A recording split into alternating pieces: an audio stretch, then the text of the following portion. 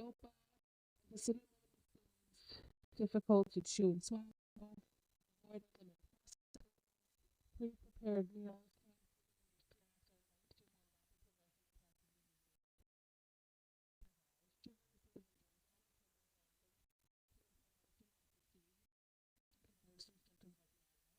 high fat, saturated fat, such as red meat, baked goods, should be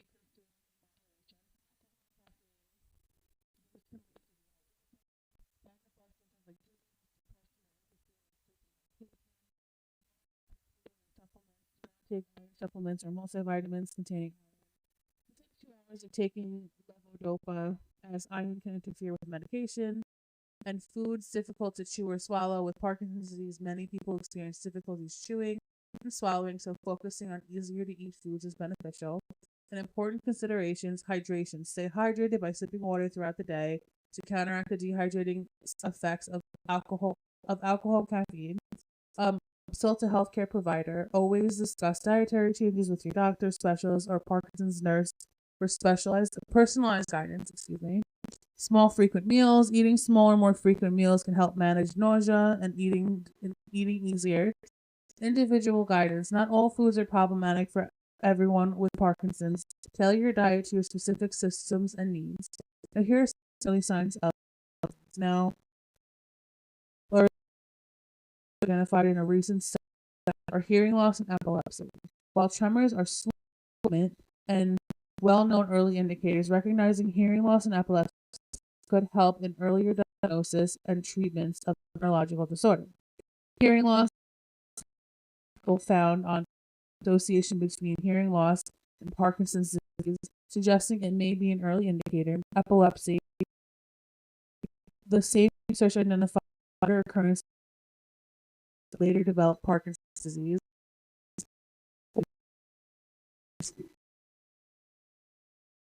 Is giving out again. Sorry. Here we go. Important considerations. Other early signs, other non-motor symptoms to watch for include loss of sense of smell, anosmia, I think that's what it calls, constipation, depression, sleep disorders like acting out dreams, REM sleep disorder, motor symptoms. Traditional early motor symptoms can include small handwriting, micrographia, stiffness, rigidity, and slowed movement. Seek medical advice. These are potential early signs, and when experiencing them, it doesn't automatically mean someone has Parkinson's. However, it is important to consult a doctor if you notice changes in your health. Now, several well-known people with Parkinson's disease.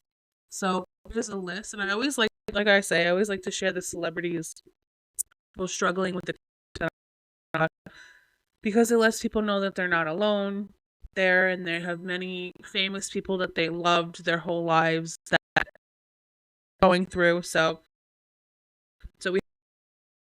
he's an actor and activist diagnosed in 1991. He founded the Michael J. Fox Foundation for Parkinson's Research. Alan Ida, he's the actor on MASH, revealed his diagnosis in 2018. We have Billy Conn. We have Bob Hacker, retired from acting in 2012 due to Parkinson's. He passed away in 2014. We have Robin Williams. He was diagnosed with Parkinson's before his passing, which can overlap, it said. We have Neil Diamond, legendary singer, announced his Parkinson's diagnosis in 2018, retired from touring. Osborne, in 2020. We have Linda Ronstadt. She's a singer diagnosed in the 2000s. She no longer performs because her voice changes. We have the GOAT, Muhammad Ali, boxing legend, lived with Parkinson's for decades until his passing in 2016. We have Brian Grant, former NBA player diagnosed with young onset Parkinson's in 2008, founded the Brian Grant Foundation. We have Pope John Paul II, lived with Parkinson's disease in his later years. We have Janet Reno, former U.S. Attorney General, diagnosed in 1995. And we have George H.W. Bush, former U.S. president that had vascular Parkinsonism, a related condition. Now, I want to dive into some of this more, like the story behind some of these people we've spoken about, the late and Ozzy Osbourne. I want to give honorable mention. A lot of us grew up loving to his music, and just him as a human being with his family. Ozzy Osbourne, with Parkinson's. His diagnosis and symptoms. Osbourne was diagnosed with a rare form of Parkinson's known as Parkin 2, and this form is characterized by tremors, rigidity, and difficulty with movement. Osbourne's symptoms gradually worsened over the years, affecting his mobility, speech, and overall health. The impact on his life. Parkinson's significantly impacted. He struggled with mobility issues, making it difficult for him to perform. He also and other symptoms associated with the disease. His openness and advocacy. Despite the challenges he faced, Osbourne remained open about his condition and became an advocate for Parkinson's research and awareness. He shared his experiences in interviews and documentaries, raising about the disease and the struggle with it.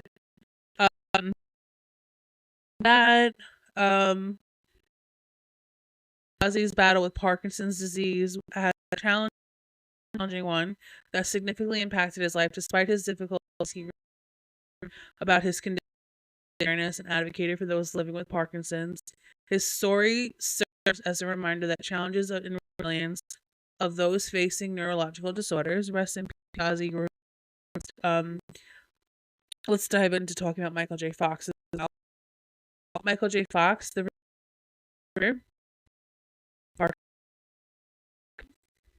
okay. His diagnosis.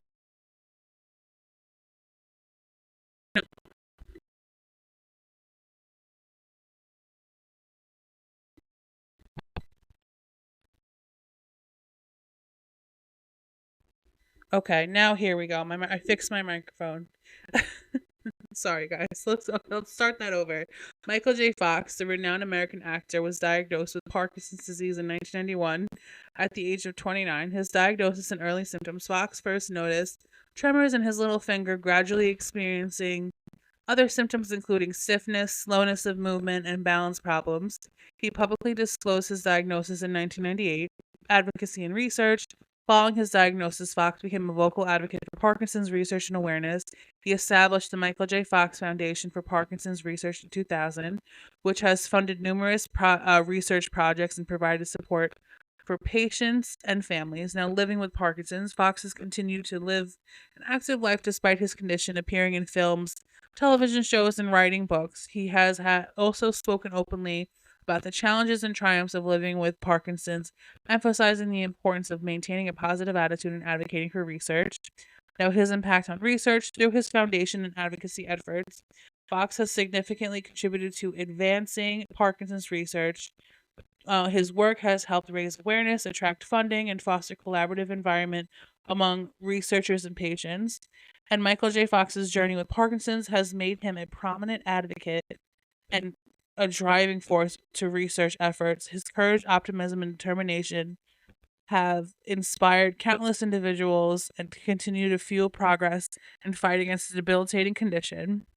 Now, we all grew up loving him Back to the Future and countless other shows and movies. It is really inspiring to definitely see him continue on and not let the condition keep him down. It's very inspiring to see him. I could keep going on with these stories. Now, this last person is Muhammad Ali. There's so many other people that were mentioned as the celebrities, but I cut it down to 3 people mentioning their stories about Parkinson's because for the sake of time. So Muhammad Ali, the legendary boxer, was diagnosed with Parkinson's disease in 1984. Ali first noticed symptoms of Parkinson's such as tremors, slowness of movement, and stiffness. In his late 30s, he was officially diagnosed in 1984 after undergoing medical tests. Possible causes. The exact cause of Ali's Parkinson's disease remains unknown, but it is believed that his repeated head injuries sustained during his boxing career may have played a role. Other potential factors include genetic predisposition and environmental exposures. Now, his progression and impact. Ali's Parkinson's disease progressed gradually over time. He experienced several tremors, difficulty speaking, and mobility issues. Despite his condition, Ali remained active advocate for Parkinson's research and awareness. Now, his legacy, Ali's battle with Parkinson's disease inspired countless people to help raise awareness about the condition. He established the Muhammad Ali Parkinson Center and Research and Treatment Facility dedicated to Parkinson's disease. Ali's legacy extends beyond the boxing ring as he became a symbol of courage and resilience in the face of adversity. And Ali's Parkinson's disease was a form of idiopathic Parkinson's, which means it had no known cause. He received treatment from renowned neurologists and participated in clinical trials to advance Parkinson's research. He passed away on June 3rd, 2016, at the age of 74, and Ali was and always will be the GOAT. Now, I could go, like I said, I could go on and on with more people. I was a fan of most of those people on that list, but like I said, for the sake of timing, we have to cut it down.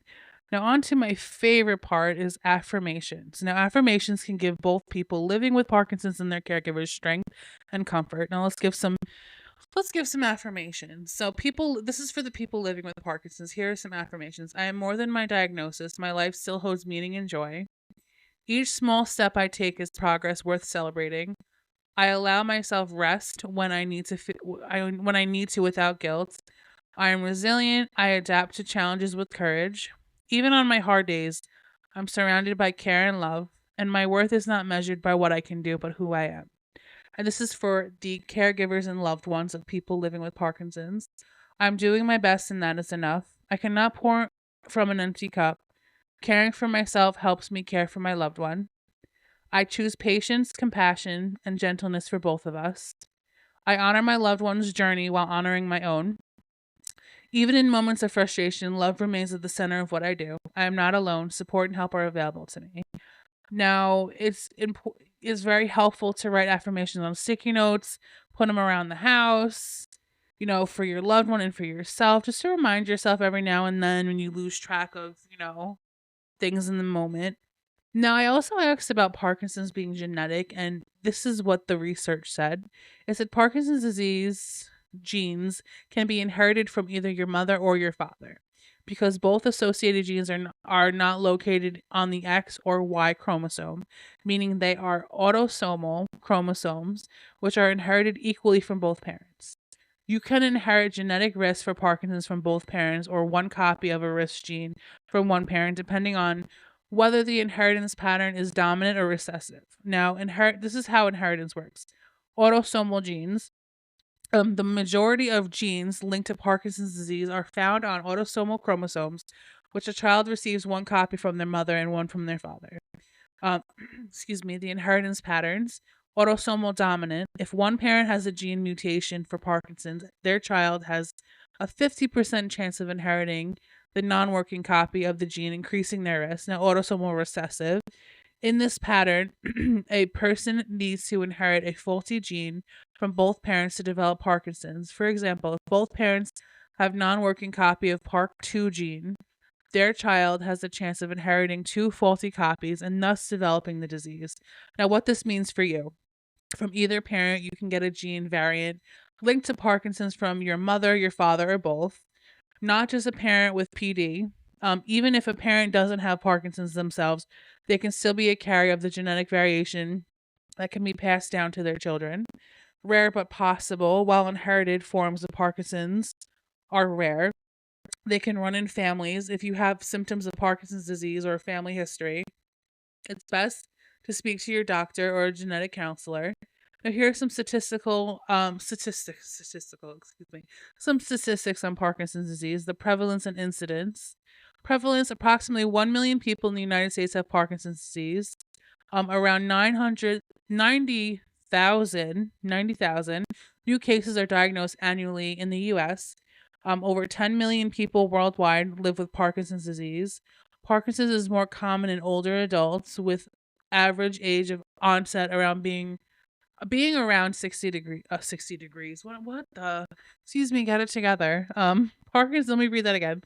Parkinson's is more common in older adults, with average age of onset being around 60. Okay, there you go.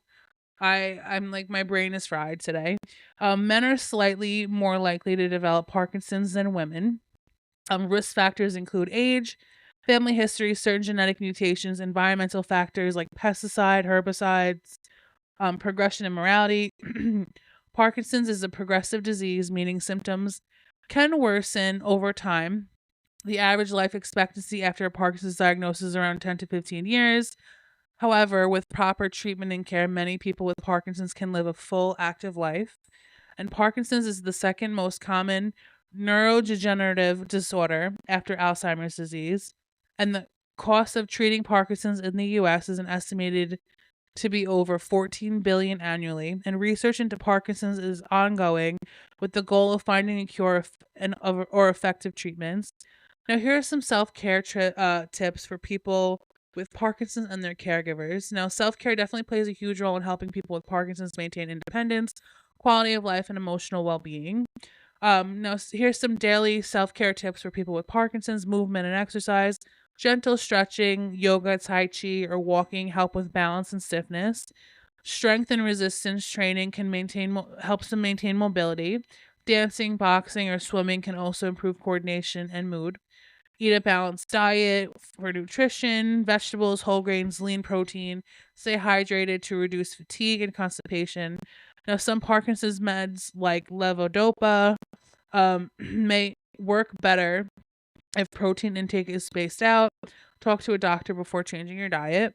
Sleep and rest. Create a calming bedtime routine, a regular sleep schedule, and use weighted blankets, white noise, and relaxation breathing if sleep is restless, and allow short naps if fatigue sets in. Mental and emotional health. Practice stress management, meditation, prayer, journaling, mindfulness. Join support groups to share experience and reduce isolation. Creative activities like art, music, gardening boost mood and self-expression. Daily excuse me, daily living tips. Use adaptive tools, easy grip utensils, button hooks, shower chairs. Break tasks into smaller steps and allow extra time. Keep living space safe. Remove remove tripping hazards. Add grab bars and good lighting. Now, here are some self-care tips for caregivers. Take breaks and ask for help. Caregiving is a marathon, not a sprint. Um, excuse me. Stay connected with friends, family, and support groups. Prioritize your own health. Exercise, sleep, and checkups. Practice relaxation techniques, breathing, stretching, listening to music. And remember, self-care is not selfish. It is essential to keep showing up with love. And professional support to consider. Physical therapy keeps mobility strong. Occupational therapy, it helps with daily tasks and independence. Speech therapy, it supports voice changes and swallowing. And counseling therapy helps with mood, anxiety, and role changes. Now, here are some tips about Parkinson's disease, both for living with it and supporting someone who has it. You have a general understanding. Parkinson's is progressive. Symptoms usually start mild and change slowly over time. It affects movement, tremors, and stiffness and balance issues, and can also affect mood, sleep, and memory and energy. Every person's Parkinson's journey is different. Symptoms, progression, and treatment response vary a lot. Tips for people living with Parkinson's: stay active, regular exercise improves mobility, mood, and slows symptom progression. Take medications consistently. Timing matters, especially with levodopa. Use alarms and pill organizers. Eat smart, balanced diet, hydration, and sometimes spacing protein away from levodopa doses helps a lot. Prioritize safety. Remove tripping hazards and so grab bars. Use supportive shoes. Protect your voice. Speak slowly. Practice loud speeches. Speech therapy can help. Stay social. Isolation worsens symptoms. It connects with friends, groups, or activities. Rest when needed. Fatigue is common. Short naps and pacing yourself are important. Track symptoms. Journal or apps can help share your symptoms with doctors or share changes with doctors. So here are some tips for the caregivers and loved ones. Learn about Parkinson's. Understanding the condition reduces frustration. Be patient with movement and speech. Allow extra time for tasks and conversations. Encourage independence. Let your loved one do what they can. Step in when needed. Support emotionally. Depression and anxiety are common Listening is powerful. Plan together. Involve your loved one in care decisions and daily routines, and take care of yourself too. Rest, exercise, and connect with support groups. Now, some medical and professional support, regular checkups with neurologists, ideally a movement disorder specialist. Therapies, physical, occupational, speech therapies will help, and it can make daily life much easier. And ask about deep brain stimulation, DBS, if medications become less effective. Now, here are some everyday reminders for people with Parkinson's and their caregivers. Parkinson's does not define a person, it is part of their life, not their whole identity. Progress may feel slow, but even small improvements are victories. Community, compassion, and consistency make a huge difference. Now, thank you guys for listening. Next week's episode will be about Latin and Hispanic mental health in honor of Hispanic Heritage Month. Now, if you or anyone you know is struggling, text HOME to 741741, the crisis text line, for a free confidential conversation with a trained counselor at any time of day. Text or call 988 or use the chat function at 988lifeline.org. 988 continues to offer support to anyone who needs it, but no longer offers specialized LGBTQ plus support. If you're looking for specialized support, you can contact the Trevor Project directly or call 1-866.